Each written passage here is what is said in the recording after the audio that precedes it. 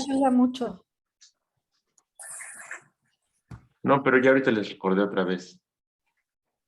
Es que es hora de trabajo todavía. Hola, Cristian, buenas tardes, Hola, Cristian. bienvenido. Hola, ¿qué tal? Cristian. Buenas tardes.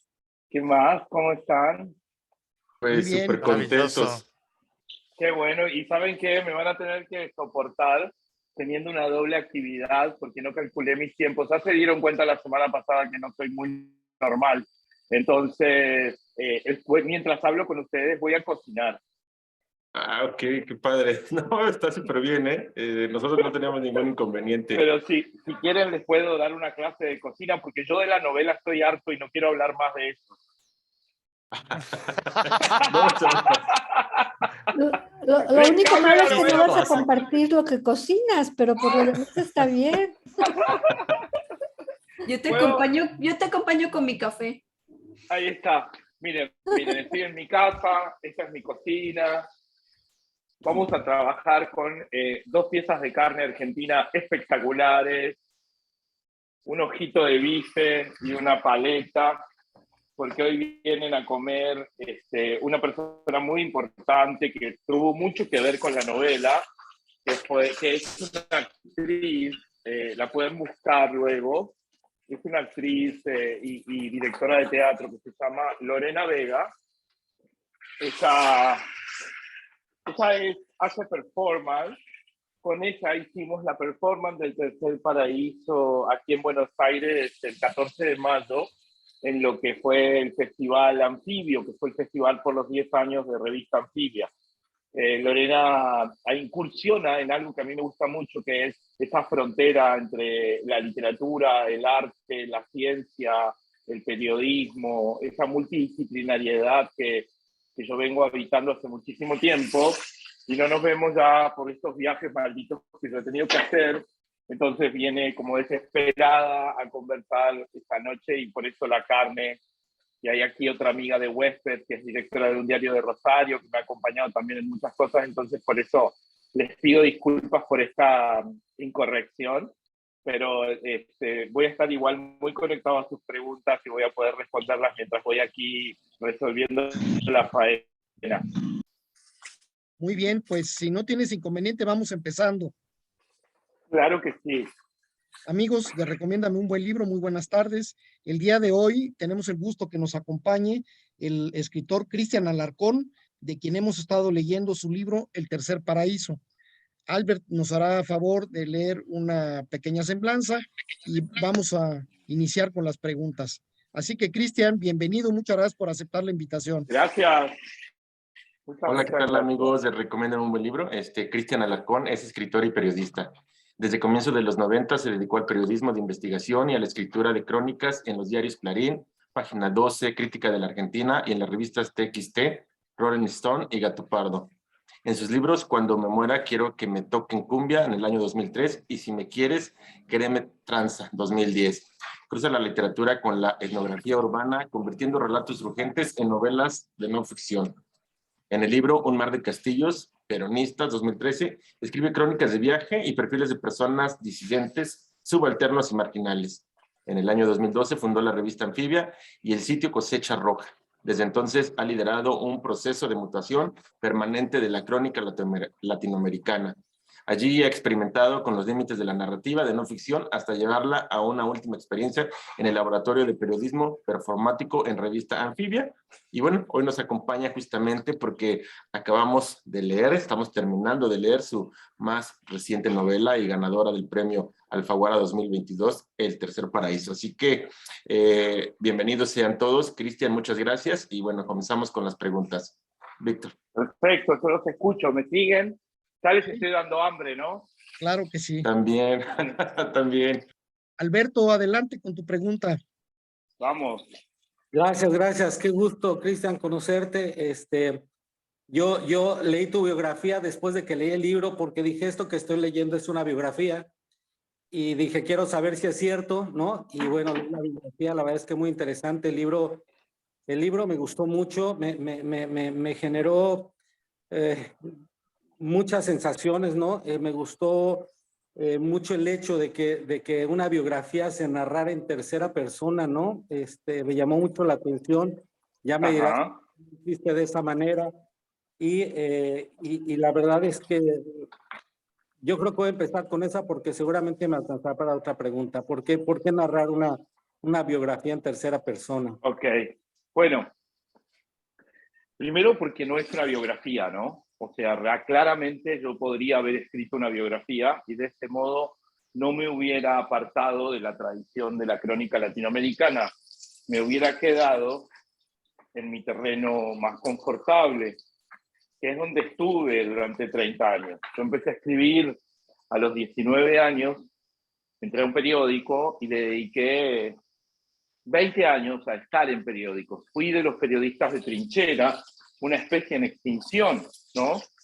Y los libros anteriores son resultado de investigaciones muy comprometidas con lo real, en una tradición del periodismo latinoamericano de no ficción que tiene un autor clave, que yo los quiero compartir con ustedes porque es muy poco conocido en otros lugares, que es Rodolfo Walsh. No sé si escucharon hablar de Operación Masacre.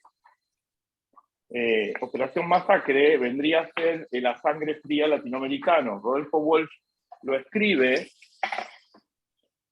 más o menos unos 6 años antes, lo publica 6 años antes que A Sangre Fría Truman Capote.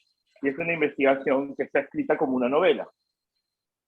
Esta tradición y la de los cronistas del modernismo latinoamericano fueron para mí claves en mi obra anterior, mi obra, digamos, periodística, literaria, que siempre pretendió ser literatura, aún siendo periodismo, ¿no? Por mi propio derrotero como alumno de la Fundación García Márquez, como alumno de los grandes narradores, digamos, amigos de Gabo, entre otros, Tomás Eloy Martínez, Alma Guillermo Prieto, algunos del New York, John Lee Anderson, Francisco Goldman, el propio Martín Caparrós. Si yo hubiera querido escribir una biografía, me hubiera sido mucho más sencillo el procedimiento, porque yo ya tengo un manejo por mi experiencia profesional de tantos años de cómo se gobierna un texto de no ficción. Cuando yo decido ficcionalizar estos materiales que provienen de mi vida, que provienen de mi trayectoria vital, que sí se remiten a la historia de mis ancestros y cuyo narrador que recreo está inspirado en mí, pero no se parece mucho a mí, si bien hay datos concretos que sí, yo decido despegarme de esa comodidad y lanzarme al viaje de una novela. ¿Qué significa esto? Una novela gobernada por su estructura, que tiene como misión llevar al lector con distintas estrategias, con distintas trampas, de algún modo, ¿no? Las trampas de la literatura, el modo en que uno logra el interés del lector y hace lo posible por tenerlo allí, incluso cuando lo pierde, cuando lo distrae. Quizás algunos de ustedes me cuenten después qué les pasó con la novela. Está hecha para incluso confundirte y encontrar la claridad después. Todo eso en una biografía no lo hubiera podido hacer, porque la biografía tiende a respetar documentalmente lo ocurrido en la realidad. Y si hay algo que El Tercer Paraíso no tiene, es una ambición documental. Ok, muchas gracias. La verdad es que sí, así lo veía. Dije, bueno, es una biografía novelizada. Y obviamente pues hay que meterle un poquito de, como decimos acá en México, de candela, ¿no? Para que tenga sabor. Y efectivamente ya te comentarán mis compañeros del grupo. Pero sí, empiezas a leer y de repente te pierdes y dices, híjole, ¿quién era? ¿Dónde estábamos? Y avanzas 2, 3 páginas y tú vuelves a encontrar. Muchas gracias. Dejo a mis compañeros con sus preguntas. Gracias. Gracias. Edgar, adelante. Hola, Cristian, buenas tardes. Me voy a quitar esto para hacerte la pregunta. Se me empaña el lente. Ahora sí, Cristian, buenas tardes. Hola. A mí me gustaría saber, hablas de 3 paraísos, el tercer paraíso. Me gustaría escuchar de tu propia boca, ¿cuál es el paraíso número 1? ¿Cuál es el paraíso número 2? ¿Y cuál es este tercer paraíso? A ver, voy a ver si te puedo ver, porque no te estoy viendo. Chan, chan, chan. ¿A dónde estás? Ahí estás, Aquí. Edgar, ¿cómo Aquí estás? estoy. Ok. Muy bien, mucho Bueno, gusto. vamos a limpiar esto porque no me ven bien. Ahí me ven mejor, ¿no? Sí. Bueno, el primer paraíso es el paraíso de los cristianos. No sé si hay creyentes en la mesa, siempre hay alguien que todavía cree en Jesús, en la Virgen, en los santos, en los sacramentos. Yo respeto mucho la religión y la creencia y la fe, aunque no proceso ni profeso en una religión en particular, pero tengo un mundo allí interior y una creencia firme en la existencia de un orden universal. Y ese paraíso cristiano es un paraíso que nos prometen como resultado de una enorme cantidad de represiones y como promesa para que nos portemos bien, para que nos atengamos a las leyes escritas de la Iglesia Católica fundamentalmente, ¿no? Porque en la religión, no en todas las religiones existe el concepto de paraíso. Pero el concepto de paraíso no proviene de la religión, proviene en realidad de la cultura que necesitó inventarse esta palabra, que en la novela está explicada a través del aporte que me hace Gilles Clement, como ese lugar de protección, ese lugar de salvación, ¿no? Que en realidad se crea a partir de la idea del primer espacio que el humano construye para proteger su cosecha, sus animales, ¿no? Y protegerse de los demás. Es la disputa por la comida la que hace construir este cerco, ese paradeisos, como se dice en griego. El segundo paraíso, yo creo que es el paraíso en su concepto occidental, es decir, cuando pensamos en una playa paradisíaca, cuando pensamos en los paraísos terrenales, ¿no? Existe el paraíso de la iglesia o de la religión, o el paraíso de la Biblia, o el Edén, pero existe el paraíso terrenal, ¿no? Es esa imagen cliché de la playa con el cocotero, esa imagen de la Suiza verde, azul y blanca, esa imagen de la Patagonia, esas imágenes, digamos, que han llenado nuestro universo de sentido, de fantasías en torno a lo paradisíaco, ¿no? Cualquiera puede usar la palabra paraíso para juzgar un paisaje, para juzgar un lugar, un territorio, ¿no? Y el tercer paraíso, bueno, finalmente es este que nos podemos inventar, que nos podemos construir, que nos podemos regalar a nosotros mismos, que exige un trabajo que no es el del pecador que pide perdón o el del santo que no peca. Es un trabajo del humano que se considera a sí mismo falto y siempre en falta, ¿no? Es un trabajo imperfecto, inacabado, ¿no? Que se hace con otros, pero que depende mucho de nuestra propia voluntad, de conocernos, de la propia voluntad, del autoconocimiento, del compromiso con una ética vital, un modo de estar en el mundo, ¿no? Tratando de producir el menor daño posible. Y esa es la apuesta, digamos, de la novela también, ¿no? Aunque el tema del daño no aparece explícitamente, es importante, por lo menos en mi pensamiento. Muchísimas gracias, Cristian. Gracias. Silvia, adelante.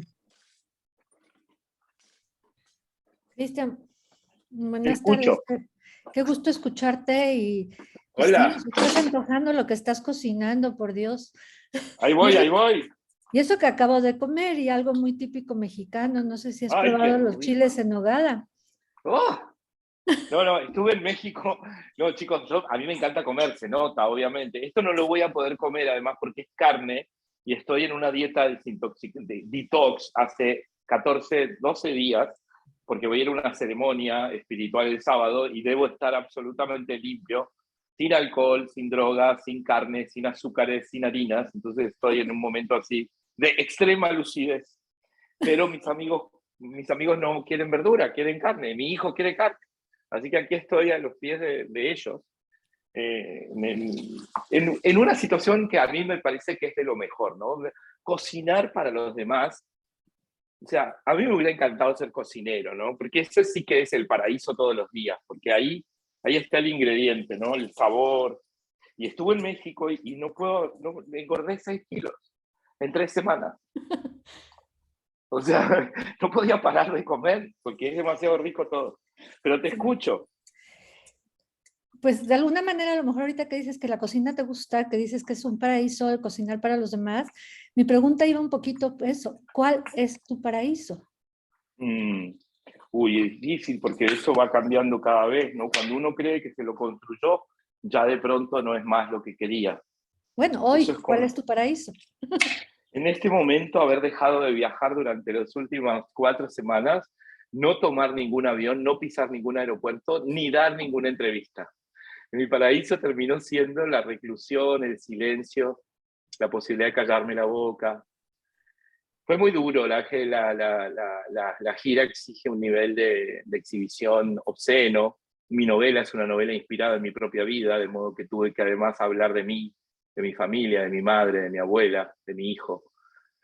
Eso no es gratis, eso es muy costoso. Y eso me dejó vacío, pasé 2 semanas prácticamente en silencio, sin ver a nadie, solo a mi hijo, y a muy pocos afectos. De modo que en este momento, digamos, el paraíso fue como la casa, ¿no? No salí, pasé 2 semanas acá adentro, como si estuviera en la pandemia, como si hubiera vuelto a la situación que creó la novela, ¿no? Porque vine muy agotado, fueron 6 países, 10 ciudades, y mucha gente. Y la gente saca la energía también, es buena onda y todo, pero uno queda después un tanto vacío, esa es la sensación. Así que ahora es eso, y ahora recuperando un poco una sociabilidad más interna, más acá, o sea, voy a la propuesta de ir a comer afuera. Los argentinos somos muy de ir a comer afuera. Comemos, todos los restaurantes en esta ciudad están llenos, aunque todo el mundo se queja de nuestra economía, estuvimos 28 horas sin ministro de Economía el fin de semana. El dólar se fue de 230 a 250, llegó a 290, ahora está en 243. Pero todo el mundo sale a comer y uno sale por la calle y dice, pero ¿cómo tanta pobreza? O sea, sí, la clase media argentina sigue yendo a comer y no puedo ni soportar los restaurantes.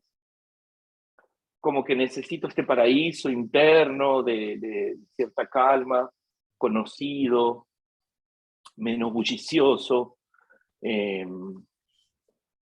Pero también el paraíso es el vínculo, ¿no? Los vínculos, la sanidad de los vínculos, cómo hacer para que los vínculos progresen y al mismo tiempo sean sanos, ¿no? Incluso el paraíso puede llegar a ser no solo lo luminoso, ¿no? Yo creo que un paraíso real tiene zonas oscuras y que esas zonas oscuras uno las tiene que asumir y que también el paraíso está hecho de desamor. A veces uno deja de amar y a veces uno deja de querer. Y es muy difícil asumirlo, ¿no? No solo con las parejas, con los amigos, ¿no? Excepto los vínculos muy, muy primarios, madre, padre, hijo, abuelo, la verdad es que uno puede dejar de querer a cualquiera, ¿no? Porque se apaga. Y no está mal que sea así, porque es tan dinámica la vida que hay que darle lugar también al impulso afectivo, ¿no? No solamente a la necesidad de sostenerlo todo. Cuando uno dice, ay, ese amigo que no me invita a comer, ese amigo que no me llama, ¿sabes qué? ¿No me llamás? No te llamo nunca más. No te busco más. Después de la pandemia, fuck you. O sea, ese es el paraíso. El sentirme tranquilo para decirle fuck you al que no invierte en mí, en mi mundo, en mi imaginación, en mi creación, sin decírselo. Es besitos para todos, estoy muy bien. ¿Se entiende? El paraíso tiene una prensa demasiado vulgar en el sentido de que en el paraíso debería estar todo siempre bien. Y es mentira, ¿no? El paraíso es el movimiento, el vaivén, ¿no? La vitalidad que nos lleva por caminos que no podemos prever, ¿no? Básicamente la no previsión, pero nuestra capacidad para sortearlo con movimientos más o menos armónicos, ¿no? Y otra pregunta rápida, ¿tienes tu jardín? Sí, pero no soy buen jardinero. No. La gente cree que soy buen jardinero, pero lamentablemente no. pero ese Antonio sí existe. Pero es mucho más importante que en el libro. Hace todo. Mi hijo se ríe de mí y me dice, vos qué te haces el jardinero. Me dice, ¿qué jardinero? Antonio, ¿podríamos pasar estas plantas al otro rincón del... Antonio, yo creo que habría que podar los árboles del fondo. Antonio, ¿qué te parece si plantamos perejil, cilantro, romero? Porque no estamos quedando sin... ¿Conseguirías, por favor, las semillas? ¡Qué lindos te quedaron, Antonio! Y Antonio me manda fotos, me va haciendo reportes fotográficos en todos estos viajes. Yo recibo fotos de cómo están las cosas, pero ahora es invierno acá, así que mi jardincito está pobrecito. La última rosa que conseguí hace 2 semanas, solo están las salvias, y ahora tengo que plantar, sí, eso sí lo hago yo, plantar mis bulbos de dalias, porque ya viene la época de plantarlos, y arrancar los que tengo, ver cuáles sirven, los clasifico, y siempre estoy poniendo dalias nuevas a ver si me salen de otros colores. Ese sí es como, me quedó como mi fetiche, porque eso sí fue lo que hizo comenzar la novela, el homenaje a la abuela que plantaba dalias. Qué bien, muchas gracias y felicidades por el libro y por el premio, aunque haya Muchas sido pesada la gracias. gira. Muchas gracias. Mariem, adelante. Buenas tardes, Cristian. Mira, ya te iba a preguntar justamente lo que te preguntó Silvia del jardín, pero pues tengo otra pregunta. Mira, cuando uno va a leer un libro, lo lee por recomendación, porque le llama la atención la portada o el título. Ya. Y dime, ¿qué te pareció a ti la portada que le pusieron a tu libro? Uy, me encantó, Marian. Fue una elección, una propuesta mía del artista. Lo pueden seguir en Instagram, se llama Alejandro Pasquale, con Q de queso. Alejandro Pasquale. Van a ver ahí toda su obra. Yo ya lo conocía porque me había ilustrado un texto que yo escribí para el prólogo de un libro nuestro sobre el cuerpo contemporáneo, que terminó siendo un capítulo, una especie de poema del que surge el capítulo en el que al niño le dan la testosterona. Y ese poema había sido ilustrado por obra de Pasquale. Y para conseguirlo, yo me reuní con él y fui a ver una muestra de él. Quise comprarme un cuadro de Pasquale, pero sale $20,000 el cuadro. Así que no me lo compré.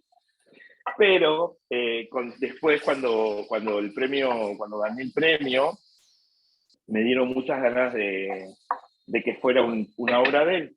Y su obra, si la ven ahí, la espían, van a ver que son cuerpos de los que salen flores raras, nativas latinoamericanas, cactus, a veces hay desiertos, y son todas imágenes que provienen de sus viajes de ayahuasca, de la planta sagrada que se cultiva en Brasil, en la selva amazónica, y que se ha vuelto una práctica ritual para muchos artistas vinculados a ciertos movimientos de vanguardia que tienen esta experiencia como un modo de crecimiento personal, de sanación espiritual, pero también de búsqueda de nuevas fronteras. Y su obra ha progresado. De hecho, el niño de la foto es bastante clásico para lo que son los últimos trabajos. Y ahora van a salir dentro de un mes mis otros 2 libros. Bueno, tengo 3 otros libros. Los 2 primeros, que son de no ficción, Cuando me muera quiero que me toquen cumbia, y Si me querés que te me tranza, que elegí también el artista, porque a mí me gusta mucho el arte visual, el arte en general, ¿no? Las artes en general. Y mi relación con las artes es cada vez más intensa. Yo ya casi no puedo hacer periodismo puro. A mí se me da más la experimentación. Entonces, desde siempre he sido un gran consumidor de arte, donde voy a las muestras que hay en cada ciudad, aprendo, me vinculo con artistas, y ya tenía detectado otro artista que me gustaba y convencí a la editorial de que la tapa de Cuando me muera y de tranza sea ese otro artista, ¿no? Que se llama Pintorcito. Ahí se lo pueden seguir también en Instagram, @Pintorcito.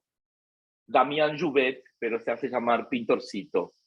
Y es precioso porque es mucho menos cruento, mucho menos oscuro, más luminoso, si se quiere, más diáfano, más infantil también su trazo, y sin embargo, y de una ironía fina extraordinaria. Es como muy pregnante, más pop, más juvenil, pero muy pregnante. Y bueno, y la editorial estuvo de acuerdo y van a hacer imágenes de pintorcitos. Porque mi trabajo desde siempre ha sido, por ejemplo, en mis equipos con los periodistas que trabajo, lo único que yo no largo, digamos, todavía, es la supervisión final del trabajo artístico, de los diseñadores, de los artistas que contratamos. Estoy ahí porque, bueno, me divierte, ¿no? Es un espacio en el que me siento muy cómodo y donde aprendo todo el tiempo también. Pues muchas gracias. Y sí es muy atractiva la portada, ¿eh? La verdad que sí llama la atención, ¿no?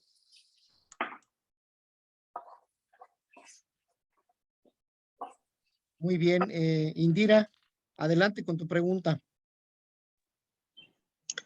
Buenas tardes.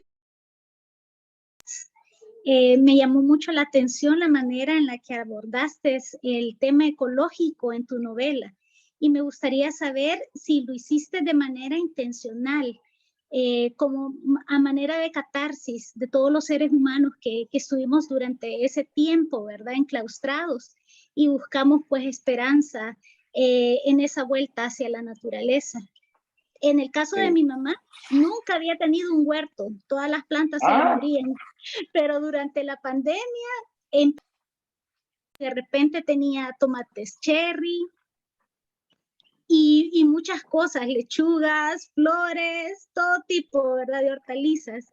Y me llamó mucho la atención que ella hiciese eso durante los tiempos de pandemia, pues, y lo leí en tu novela. Un saludo grande y muchos éxitos para ti. Muchas gracias. Bueno, acá esto ya casi que lo voy a dejar solo. Ya le puse el vino. Ahora que un ratito se ocupe de sí mismo. Ahí está. Así que yo me voy a poder sentar con ustedes a trabajar de verdad.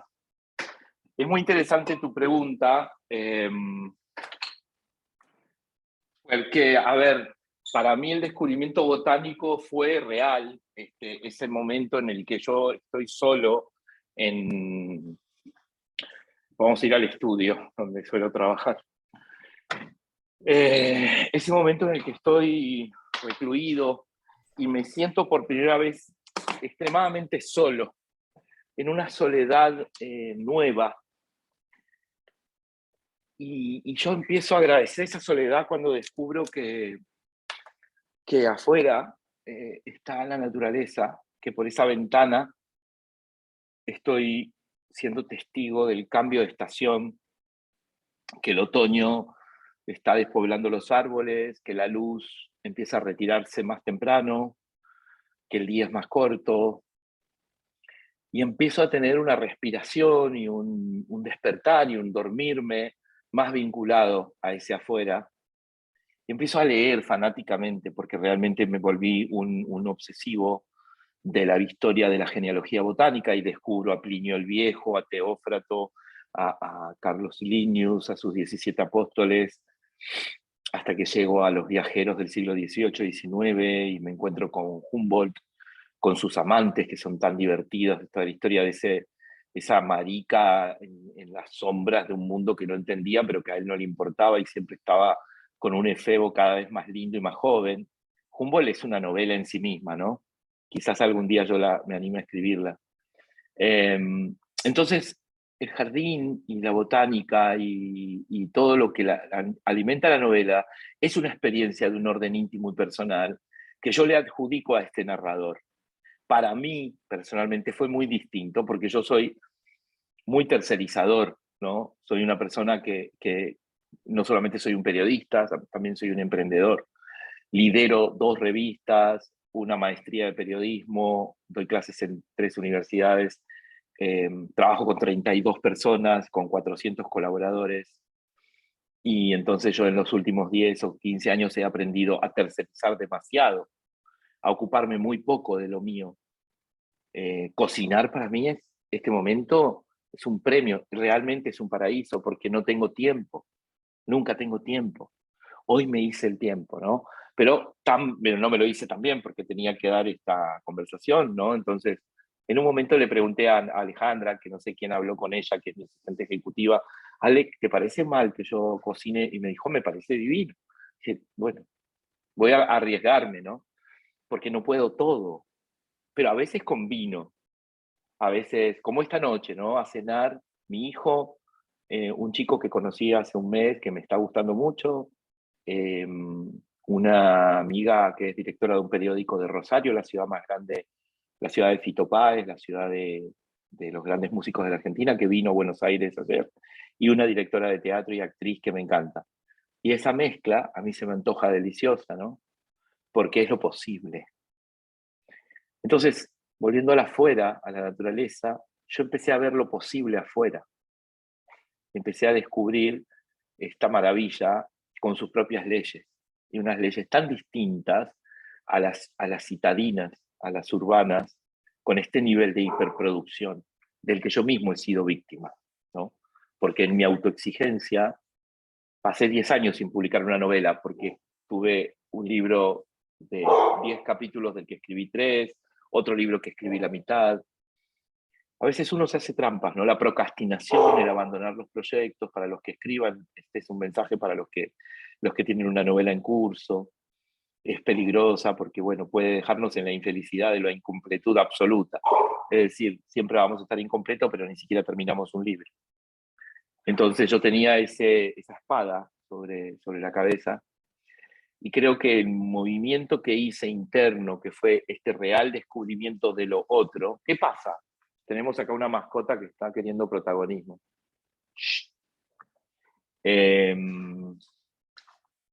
Esa incompletud que se vuelve completa con algunos instantes de la vida, ¿no? Solo algunos momentos nos vuelven con esa conciencia de completud, son muy pocos, en general es todo lo contrario. Cuando acabamos un proyecto como este, por eso lo de tener un hijo, el cliché de tener un hijo, plantar un árbol y escribir un libro, ¿no? El que sea padre sabrá, digamos, de qué se trata ese nivel de completud extraordinario que se siente por un instante, después se vuelve una pesadilla, pero en algún momento sí se siente. Escribir un libro, terminarlo, algo de eso tiene, y yo venía muy mal con eso, porque le había dedicado demasiado a todo lo demás, a mi revista, a mi organización de periodistas, a mi hijo, a criarlo solo, soy papá soltero, a mis amigos, a mis amantes, a la vida. Y no me arrepiento, ¿eh? Pero me faltaba terminar un libro. Y la naturaleza me dio la respuesta porque me dijo, quédese encerrado y venga para acá. Y me arrastró a una lógica, ¿no? A una lógica de descubrimiento. Y salí de los temas que venía trabajando. Imagínate que yo escribí sobre narcotraficantes, 6 años para hacer ese libro, 3 años con los ladrones, muchos años cubriendo la vida de las trans en las peores épocas de los años 90, de la comunidad LGTB, de los migrantes, muchos temas de migrantes, de las pandillas centroamericanas, de policías corruptos, de políticos corruptos. Decía un periodista muy, muy, muy de trinchera. Entonces, de pronto la jardinería. Inesperado para mí y también inesperado para mis lectores. Y bueno, también evidentemente que fue inesperado para el jurado, que finalmente encontró en este libro algo que premiar, porque logré que ese jardín también me llevara a poder transitar, como quizás empoderado por la salvia maravillosa de la naturaleza, y esa paz y esa conciencia del todo, esa conciencia de lo universal, de la reciprocidad necesaria para que estemos en el planeta, me llevó a poder retomar la historia de un clan atravesado por la pobreza, la miseria, la marginalidad, la violencia, el alcohol, el destierro, ¿no? Que creo que no hubiera sido capaz si no hubiera sido gracias a este descubrimiento previo que estaba en el jardín.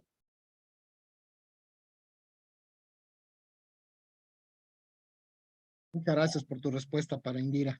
Héctor, adelante, por favor. Hola, buenas tardes. Ahí yo dije tan pronto, sentí que que entró tarde, entonces, pues mucho gusto a todos. saludos y felicidades de nuevo, Cristian, por el reconocimiento de Alfaguara. La verdad es que a mí me gustó mucho este libro en el aspecto de que, bueno, he estado leyendo comentarios en el Goodreads y en estas aplicaciones y a mucha gente como que no le gusta ese desorden que para mí es un orden. Vas, vienes, hablas de Humboldt, hablas del pasado, hablas del presente, a lo mejor encaminándonos hacia un futuro. Durante la pandemia yo me refugié en los libros, es la segunda vez que lo digo, y me llamó la atención porque yo también durante estos últimos meses me he acercado a las flores. Hay algo en las flores que me llamó la atención y dije, bueno, eh, no las cultivé, pero pues mínimo me compraba mis ramitos de flores, pero me hacía entrar en esa consonancia con la naturaleza. La verdad es que me encantó tu libro y también en otro aspecto es que tú en qué género o en qué situación lo clasificarías, porque hay mucho de eso, ¿no? Se habla mucho que tiene mucho de poesía, pero tu prosa. Entonces, tú, como en qué género lo encasillarías, digámoslo, o no lo encasillarías en ninguno, y cómo fue, otra vez, bueno, tuvimos otra charla con otra autora, ¿cómo fue tu experiencia hubo alguna modificación en tu escritura al estar en pandemia? Creo que serían dos preguntas. Y la Ujú. verdad, pues, felicidades, a mí en lo personal me gustó, y quisiera nada más decir una frase que me llenó mucho porque mi abuelita también decía algo así, decía en la parte cuando va a nacer Ivonne, entonces comprendía que los embarazos no siempre eran una buena noticia, así como las hacía parir, podía ayudarlas a no parir. Y mi abuelita decía, el estar embarazada es un paso a la vida o un paso a la muerte. Entonces me llenó mucho y dije, oh Dios mío, yo soy médico de profesión, entonces yo he estado muy cerca en algunos momentos de partos, entonces me gustó mucho esa frase y sí, es algo real y brutal todavía en nuestra Latinoamérica, todavía sigue habiendo personas que no se acercan por distancia a otras cosas, a centros de salud, pero también hay personas muy bien capacitadas, ¿no? Que nos ayudan con las mujeres a dar a luz. Y la verdad, pues me gustó Ujú. mucho. Y sería todo. Gracias. Bueno, ya me perdí de las dos preguntas anteriores, Ah, pero la primera es por el ujú, género. Yo te ujú, diría que si tenemos que posicionarnos en un género, yo diría que es como una novela de género no binario, ¿no? O sea, no es ni masculina ni femenina, ¿no? No es ni mujer ni varón, es otra cosa. La novela yo no creí que iba a ganar el premio Alfaguara, porque sí es cierto, los lectores que se quejan tienen razón. Es una novela no caótica, pero no es una novela sencilla, no es una novela, es una novela amorosa, es una novela no neurótica, no te somete a un sufrimiento espantoso, no ese es el objetivo, pero no es fácil, ¿no? Es una novela a la que uno tiene que entregarse. Tiene que haber de parte del lector un nivel de entrega por empatía, por identificación o por el goce del lenguaje, ¿no? Hay muchos modos de entrar en el tercer paraíso, ¿no? Que es un laberinto en el que nadie se pierde definitivamente, pero en donde si no te dejas perder, si no te abandonas al destino que te propone la literatura, pierdes el hilo, te desesperas. No es una novela para obsesivos, no es una novela para gente muy estructurada, es una novela para gente que se deja vacilar, ¿no? Y que tiene este espíritu, un espíritu vacilador, un espíritu en el que aún en la mayor de las tragedias puede haber humor y sonrisa, eh, y en el que hay también un cierto desapego de la tragedia. Yo creo que una persona que quizás está demasiado herida, que no ha podido trascender ninguna de esas marcas que le ha dejado la vida, quizás se sienta un poco perdido y atrapado en determinado momento, porque no le va a encontrar el sentido a la relación entre botánica y proletariado, ¿no? Que es una relación fundamental de esta novela, la relación entre trabajo, sobrevivencia, comida, otra vez, y poesía, ¿no? Belleza, belleza y felicidad. De modo que no es una novela clasificable como tal. Todavía no creo que exista, por suerte, una tradición nueva. Ya algún académico norteamericano que estudia literatura española se encargará de crear el canon y de decir dónde estamos parados, porque siempre hay alguien dispuesto a clasificarnos, siempre hay alguien dispuesto a etiquetarnos. Es el trabajo de ellos también. No sé qué va a decir esa academia que suele, digamos, tener una mirada sobre lo que se produce en literatura en Latinoamérica o en Hispanoamérica, pero seguramente sí puede ser complejo, porque sí tiene ensayo, crónica, poesía, novela, cuento, relato, memoria, testimonio. Hay una enorme cantidad de materiales usados en la construcción de este relato novelado, ¿no? Entonces no diría que está en un género específico. Yo, de todos modos, digamos, si bien llevé mucho tiempo pensando que nunca iba a escribir novela, porque me parecía que la novela sinceramente había pasado de moda y que era una cosa del siglo XX, y que ya no había que escribir más novelas, y de hecho a mí me costaba mucho encontrar una novela que me gustara, muchísimo, pues caí en la tentación. Caí en la tentación de la creación. No me bastó con la no ficción, no me bastó con lo real. Siendo tan potente la historia, ¿no?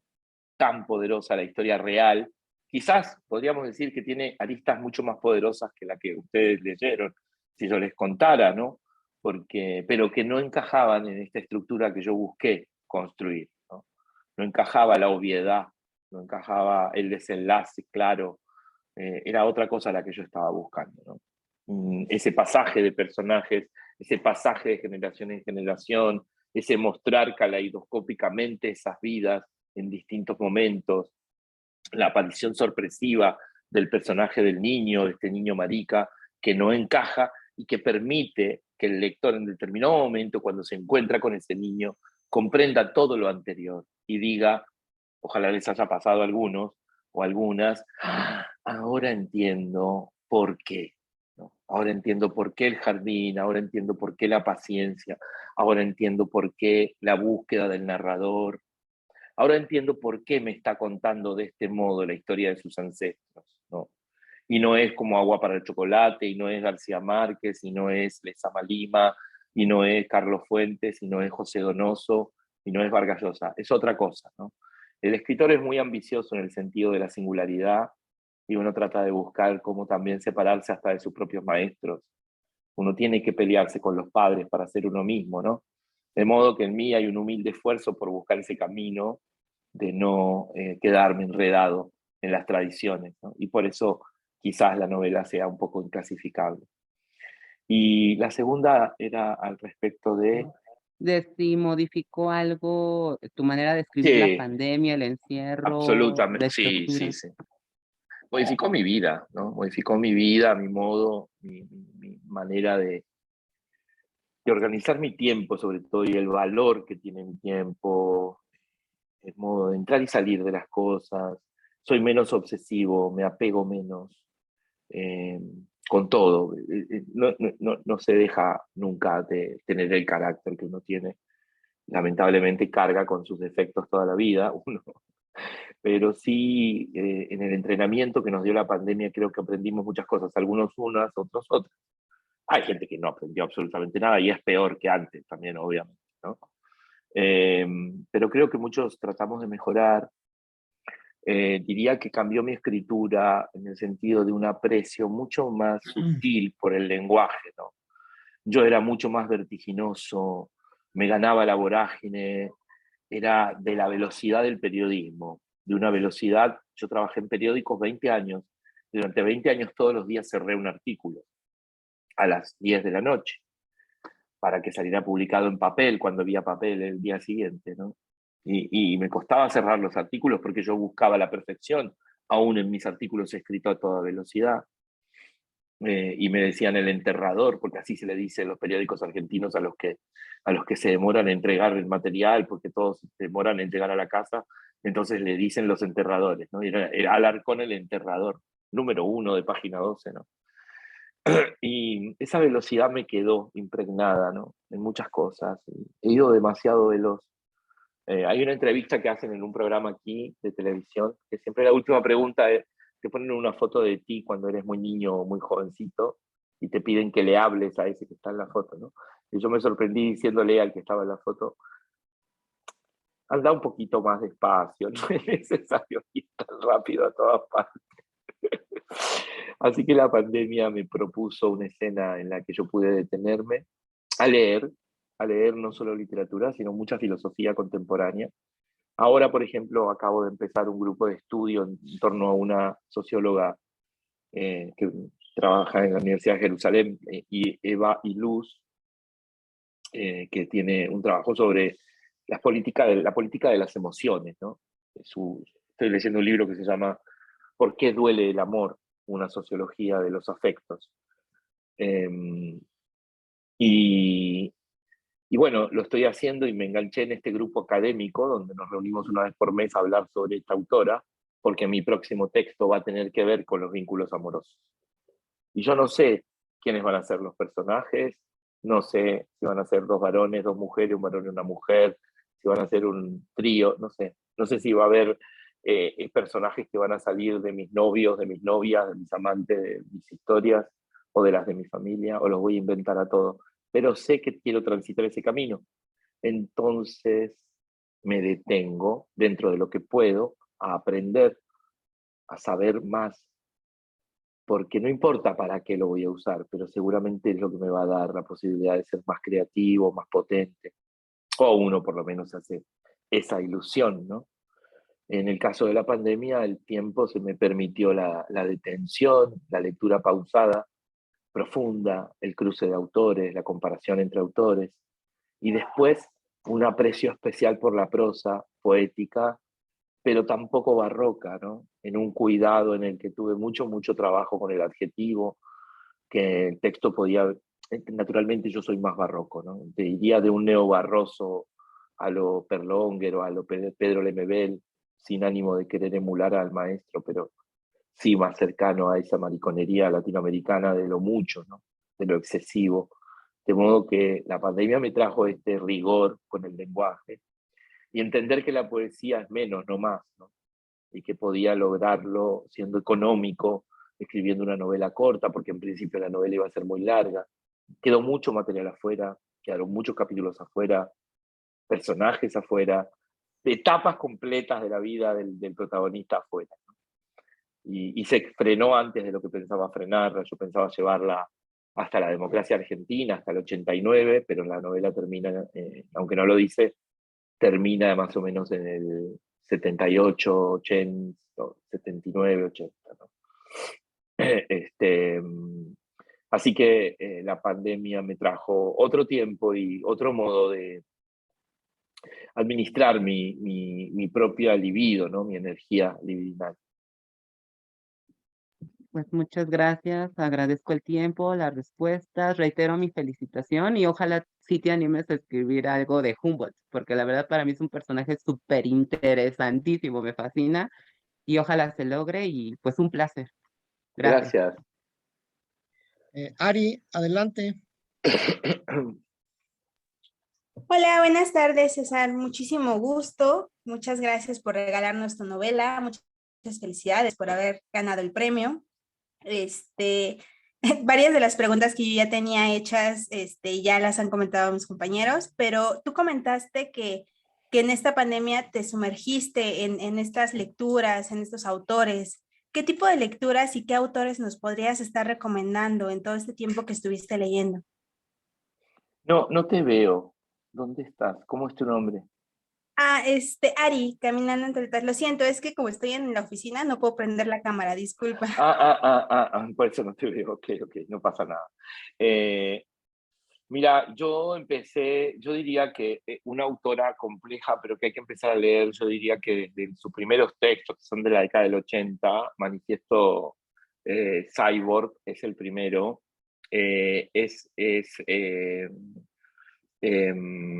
Donna Haraway, ¿no? Donna Haraway, que es una filósofa que vive en California y que plantea, digamos, unos modos de ver el futuro y la extinción como una posibilidad, ¿no? Sobre todo desde el punto de vista de cómo se desarrollan los vínculos. Donna a mí me cambió mucho la cabeza. Elizabeth Stengers, Elizabeth escribe sobre la catástrofe en lo contemporáneo. Bruno Latour, que tiene un libro que se llama Gaia, donde plantea también la posibilidad de la extinción.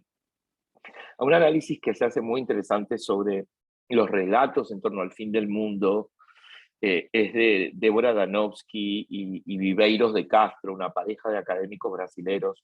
Son todos, yo los digo que son como los maestros Yoda, ¿no? Son como unos viejitos sabios.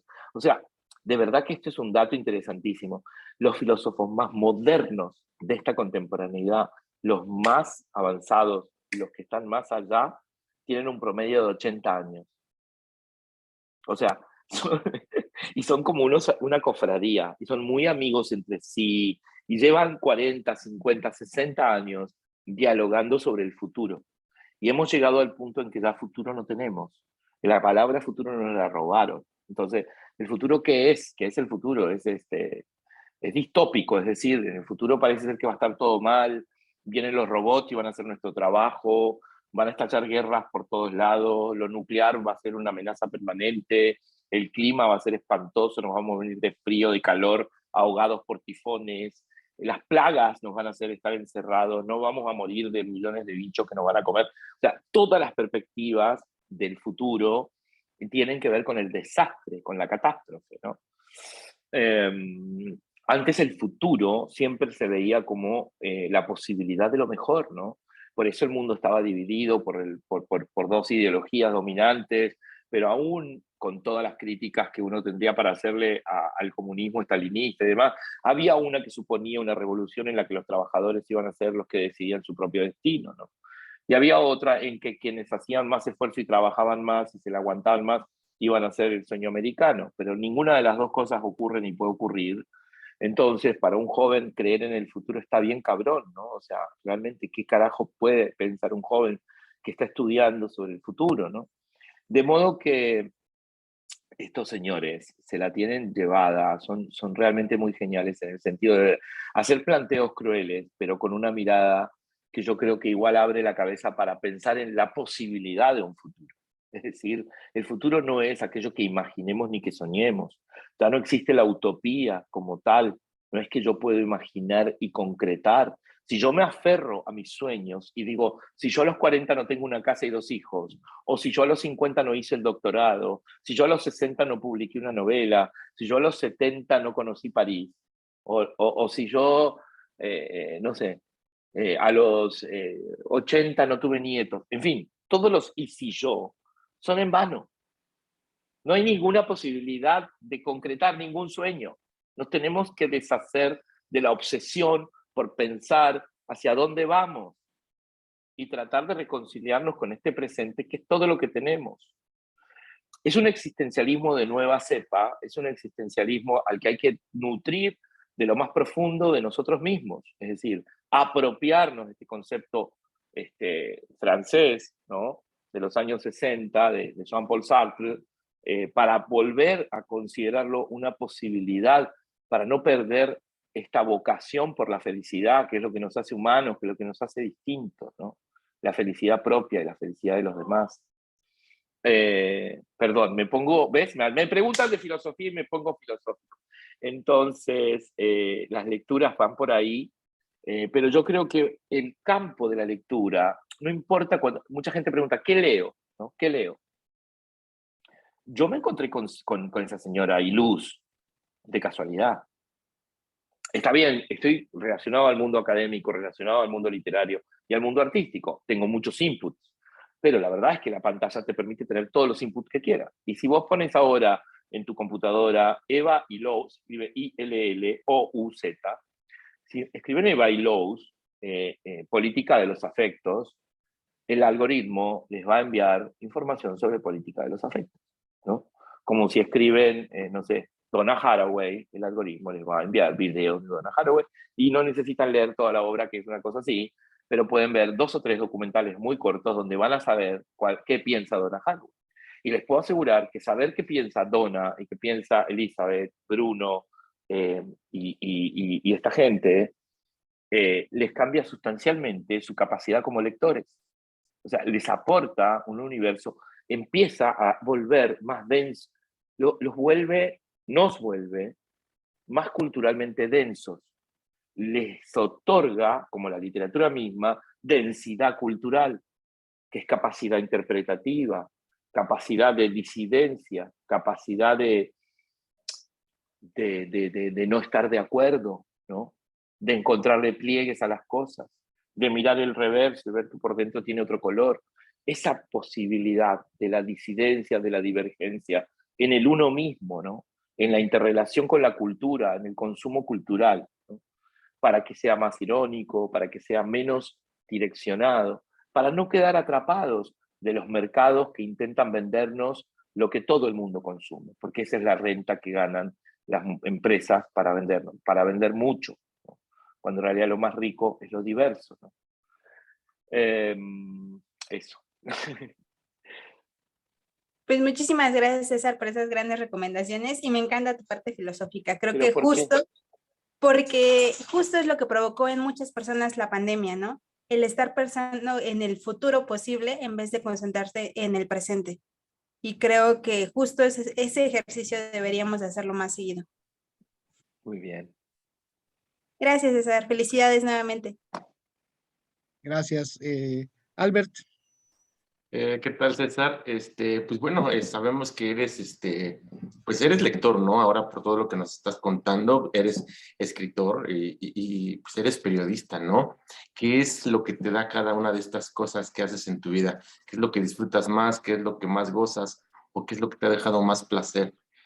Y bueno, ya aprovechando también, ya estamos en la recta final, si nos pudieses contar un poquito cómo fue la noticia, cómo fue el aviso, el anuncio de que había sido el ganador del premio. Volví a la cocina porque tengo miedo que se me pase la carne, ¿eh? Pero no, señores, esto está perfecto. Un segundo, ¿eh? Muy bien. Sí, claro. La vamos a mover un poco.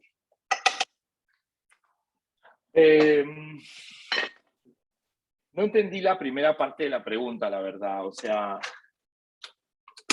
Era, bueno, va muy enfocado en la parte de tu trabajo, ¿no? Como escritor, como periodista y también como lector. O sea, ¿qué es lo que más disfrutas en estas tres actividades que realizas? mira, como editor, estoy disfrutando mucho de algo que me había resultado una carga enorme, que es la gestión cultural, la gestión de proyectos. Yo dirijo proyectos grandes. Nosotros, por ejemplo, les cuento cosas que hacemos para que tengan una dimensión, ¿no? De que yo me planteo como un autor multidimensional, ¿no? No soy solamente un escritor. Me aburriría mucho, digamos, estar pensando exclusivamente en la idea de solo escribir libros, por ahora, ¿no? Yo creo que tengo 51 años. Yo creo que quizás me pase, ¿no? En algún momento que me canse de trabajar, ¿no? Pero mi trabajo es tan delicioso que yo no me quejo. Está lleno de desafíos y de problemas también. Pero, por ejemplo, vamos a lanzar en agosto la convocatoria a una beca extraordinaria para narradores consagrados, con premios, narradores de no ficción, con premios, con libros publicados, o directores o editores de medios de América Latina y Cuba. O sea, Cuba 10, América Latina 10, porque es con foco en Cuba, que tiene graves problemas en su periodismo, ¿no? Que va a estar liderado por Cristina Rivera Garza. Yo soy el director, Cristina es la directora académica. Son 6 conferencias de Rivera Garza, donde vuelve a poner banderas de distintos colores para transformar la narrativa de no ficción latinoamericana. Y 5 grandes maestros, entre ellos Gabriela Cabezón Cámara, Gabriela Wiener, quizás Giuseppe Caputo de Colombia. En fin, hay una lista ahí de grandes escritores de no ficción y de ficción que van a trabajar en talleres intensivos con esos 20 narradores. Ese proyecto tiene varios ejes, ¿no? Donde están todos estos temas que estamos conversando, pero donde también está la ambición de sembrar en América Latina un nuevo periodismo, ¿no? Una renovación estética, una renovación política de lo que se produce en la no ficción. Y eso me hace muy feliz. Pero para eso yo tuve que hablar con, no sé, 10 organizaciones hasta que conseguí $100.000 para hacerlo, ¿entiendes? Porque es carísimo. Pero no me da nada. Y antes a mí me daba pena pedir plata. Antes me parecía que era sucia la plata. Porque existe una moral estúpida de las izquierdas que creen que la plata es mala. ¿Entendés? Y resulta que después cuando vas a ver sus acciones, no tienen absolutamente nada que ver con esa moral. Porque en general estamos hablando de whisky izquierda, ¿no? De izquierdas caviar. Yo soy una persona de izquierdas, pero no me como la película de la austeridad. ¿Qué austeridad? Si la vida es una, carne, no para mí, pero para mis invitados, ¿no? La mejor carne, ¿no? Entonces, el mejor periodismo, la mejor maestra, ¿no? La mejor maestra de hoy para el periodista de América Latina es Cristina Rivera Garza.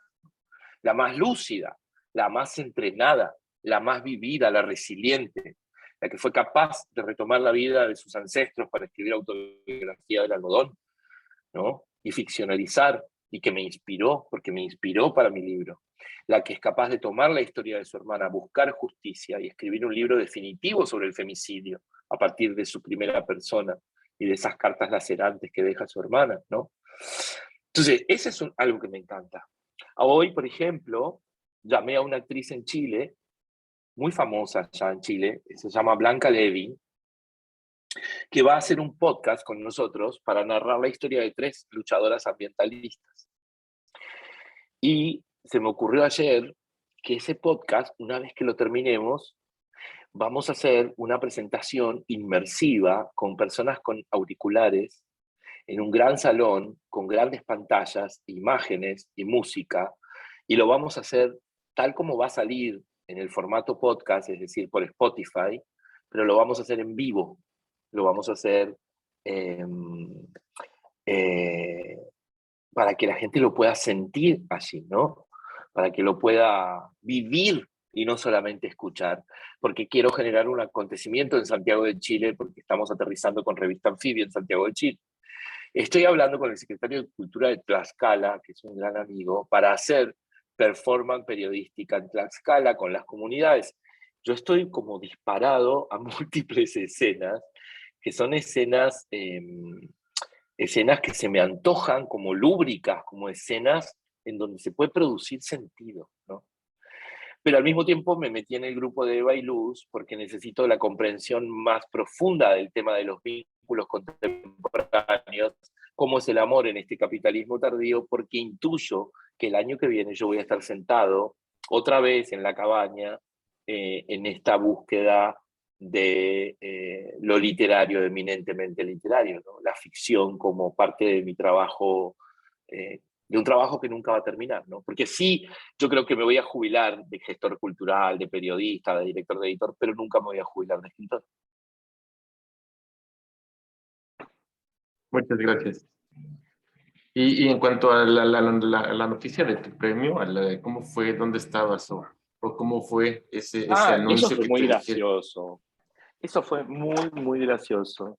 Yo estaba aquí, yo hice como una especie de negación absoluta y yo me olvidé que me había presentado el premio. Era el 20, estaba la fecha clara, todo el mundo sabía que se iba, y yo no, nada. Me fui a comer con unas amigas porque una iba a tener un bebé, entonces era la última cena antes de que pariera. Y pasé con ellas una linda noche y luego me encontré con un chico y tomamos unos Negronis y me acosté a las 2 de la mañana pensando que me tenía que levantar para ir al mecánico con mi camioneta que estaba rota. Y me olvidé. Entonces cuando me sonó el teléfono, sonó 10 veces porque yo como me había tomado los Negronis, no despertaba. Porque el Negroni es fuerte, ¿viste? Así que yo estuve dormido 1 hora escuchando, no escuchaba, o sea, 10 veces llamaron los españoles que ya tenían la decisión para comunicarme que era el ganador del premio Alfaguara y yo ni 5 de pelota. Roncando. Y de pronto siento que suena el teléfono y agarro el teléfono desnudo, solo además, en mi camota gigante. Agarro así, miro y digo, es de Colombia, le pasó algo a mi amigo Jaime. No sé por qué pensé en un amigo y dije, chan, pasó algo al gordo, pensé yo. Y no, y él me atiende, bueno, me habla la directora de Alfaguara: Cristian, soy Pilar Ríos, te llamo de Alfaguara, España, estamos llamándote hace una hora, no contestabas, ay, estoy dormido, Pilar, perdón, te voy a pasar con el presidente del jurado del premio Alfaguara. Yo dije, bueno, soy finalista, o sea, me van a decir, ahora vas a pasar 3 horas esperando que digamos quién ganó. Ni siquiera en ese momento yo me convencía, ¿entendés?, de que ganaba. Y ahí escuché a Fernando Aramburu, que habló muy así, me dijo: Cristian, es un honor para mí comunicarte que tu novela, El tercer paraíso, ha sido elegida Premio Alfaguara de Novela 2022. ¡Enhorabuena!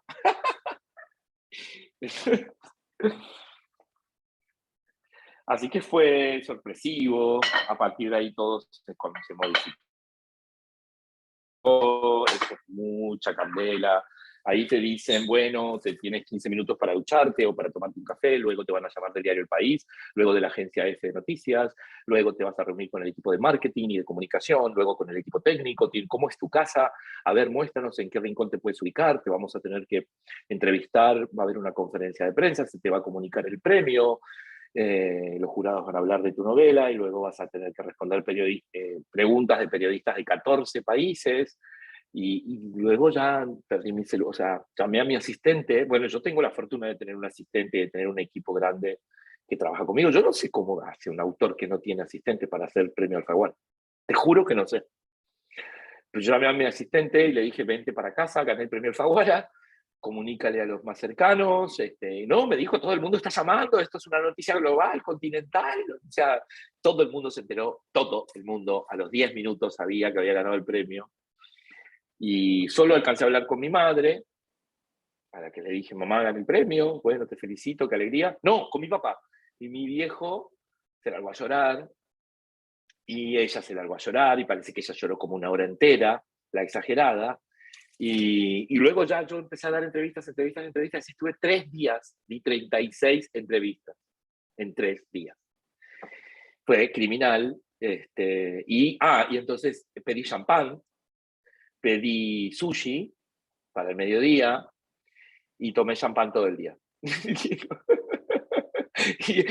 Y le pedí a mi equipo que organizaran una fiesta en un bar de Palermo con comida y tragos y bebidas y DJ para bailar esa noche hasta la madrugada. Entonces yo trabajé hasta las 9:30 de la noche, di la última entrevista y me fui, todos me esperaban allá y gran fiesta. Y al otro día me quería morir porque dormí 5 horas y tuve que volver a dar las entrevistas con la cruda terrible que tenía. Y ya luego me fui de vacaciones y ahora sí que llevaba 3 meses girando, hablando de la novela. Y con ustedes, bueno, la semana pasada tuve 2 grupos de lectura y este es el tercero. Solo dejé los grupos de lectura, o sea que no estoy en condiciones en este momento. Yo me siento muy en la intimidad con ustedes, también por eso comparto mi espacio doméstico, porque no estoy, no sé cómo voy a hacer dentro de 10 días. Voy a Uruguay a presentar la novela y allí habrá periodistas y todo, y luego Panamá y Ecuador y Miami, y otra vez México, España, y no tengo muchas ganas de volver a ese ritmo, pero parece que no hay mucha alternativa, así que bueno, me lo voy a tomar con soda, como decimos acá. Pues muchas gracias, y ya si llegas a regresar a México para la Feria Internacional del Sí, Libro en señor, Guadalajara, nos vemos en Guadalajara, que pues además allá. dicen que en Guadalajara me presentan los propios lectores. Perfecto, entonces ahí Como que estaremos. Parece que la ceremonia del premio en Guadalajara es muy especial, porque no te presentan los... ¡Ay, mira, ahí apareció ella! ¡Ya está en la casa! Sí, ya regresó. Pero sí, ahí estaremos saludándote. No, en Guadalajara no te presentan otros escritores. En México me presentó Alejandro Zambra, que es un querido y admiradísimo escritor, y Daniel Arrea, una gran cronista. Pero en Guadalajara no, en Guadalajara son lectores los que te hablan, los que hablan de tu libro. Es muy bonito eso. Pues será un gusto saludarte por allá también. Muchas gracias. Gracias a todos, a todas. Lamento no tener el tiempo para escucharlos a todos, pero qué lindo haberlos conocido. Qué lindas preguntas, qué amables todos y qué amorosos. Así que muchísimas gracias. Ahí estoy Yo nada leyendo más, sus mensajes. Ya nada más para terminar, nos vamos a tomar una foto de... Una foto de ¿Cómo todo, ¿no? no? A ver si apago acá, si se ve mejor. Sí, ¿no? Es que está. Sí, sí se ve bien. Ahí quedó perfecto. A ver. Un segundo, ¿eh? Mira. Ahí va, una. Con humo, mira, con vapor de la olla. Para que se vea. Hasta acá llegue el olor. 1, 2 y 3. Muchísimas gracias. Gracias a todos. Muchas gracias, Abrazo. Cristian. Felicidades. Gracias, Víctor. Hasta Adiós. luego. Buena tarde. Adiós. Gracias, felicidades. Gracias, Cristian. Feliz noche. Como que quedamos con hambre. La grabación. Quedamos con hambre de esa carne.